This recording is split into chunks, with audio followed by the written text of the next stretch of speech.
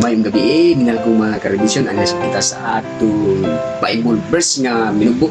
Samtang dili pa kita matulog, magtuon nga kita og pulong sa Dios nga kini ang atong kalan-on nga diin pakigdugtong ngadto sa atong buhay nga Dios.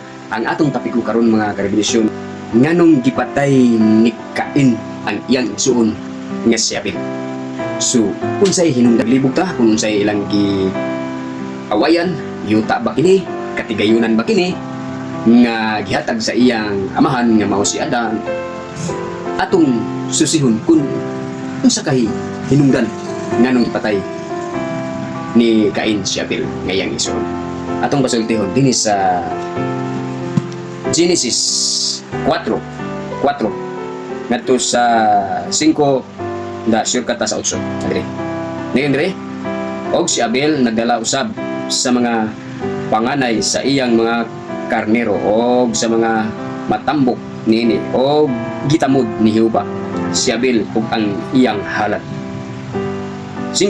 Apan kang Cain o ang iyang halad wala siya pagatamura o nangisog si Cain sa hilabihan gayon o nangilad ang iyang panagway. Sure kata diri sa 8 ngayon diri, og namulong si Cain kang Abel nga iyang igsuon og nahitabo nga sa dito sila sa kapatagan si Cain mitindog batok kang Abel nga iyang igsuon og iyang gipatay siya.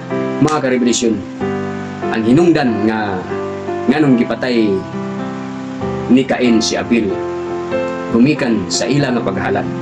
Sa diha nga gisugo kini sila sa Ginoo nga ang paghalaron mga mananap lamang nga matambok o walay ikasaway o walay piang or tambok gid, mao ang hinungdan nga gipatay kay wala to bagas si Cain sa Ginoo.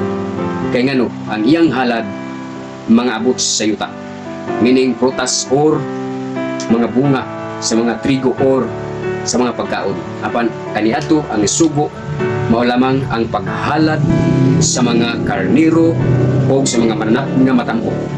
Naglahi si Cain sa sugo sa Dios.